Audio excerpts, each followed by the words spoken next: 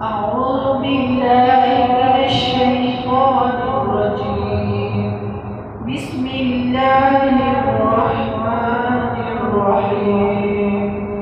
والطور وكتاب مسطور في رق منشور والبيت المعمور والسقف المرفوع والبحر المسجور إن عذاب ربك لواقع ما له من دافع يوم تكون السماء مهرا وتسير الجبال سيرا فويل يومئذ للمكذبين الذين هم في خوض يلعبون يوم يضعون إلى نار جهنم دعوا فهذه النار التي كنتم بها تكذبون أفسحر هذا أم أنتم لا تبصرون اصلوها فاصبروا أو لا تصبروا سواء عليكم إنما تجزون ما كنتم تعملون إن المتقين في جنات ونعيم فاكهين بما آتاهم ربهم ووقاهم ربهم عذاب الجحيم كلوا واشربوا هنيئا بما كنتم تعملون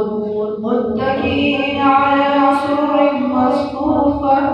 وزوجناهم بحور عين والذين آمنوا واتبعتهم ذريتهم بإيمان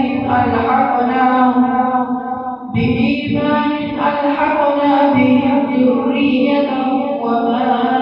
ألتناهم من عملهم من شيء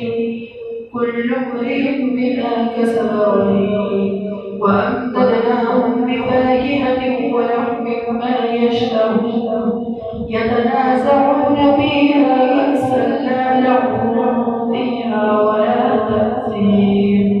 ويطوف عليهم غلمان لهم كأنهم لؤلؤ مكنون وأقبل بعضهم على بعض يتساءلون قالوا إنا كنا قبل في أهلنا مشفقين فمن الله علينا ووقانا عذاب السموم إنا كنا قبل ندعوه إنه هو البر الرحيم فذكر فما أنت بنعمة ربك بكاهن ولا مجنون أم يقولون شاعر نتربص به ريب المنون قل تربصوا فإني معكم من المتربصين أم تأمرهم أحلامهم بهذا أم طاغون أم يقولون تقوله بل لا يؤمنون فليأتوا بحديث مثله إن كانوا صادقين أم خلقوا من غير شيء أم هم الخالقون أم خلقوا السماوات والأرض بل لا يوقنون أم عندهم خزائن ربك هم المسيطرون أم لهم سلم يستمعون فيه فليأت مستمعهم بسلطان مبين أم لهم البنات ولكم البنون أم تسألهم أجرا فهم من مغرم مثقلون أم عندهم الغيب فهم يكتبون أم يريدون كيدا فالذين كفروا هم المكيدون أم لهم إله غير الله سبحان الله عما يشركون وإن يروا كسفا من السماء ساقطا يقولوا سحاب مركوب فذرهم حتى يلاقوا يومهم الذي فيه يصعقون يوم لا يغني عنهم كيدهم شيئا ولا هم ينصرون وإن للذين ظلموا عذابا دون ذلك ولكن أكثرهم لا يعلمون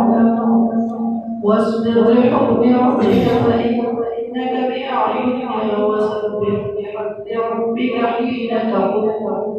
ومن الليل فسبحه وإدبار النجوم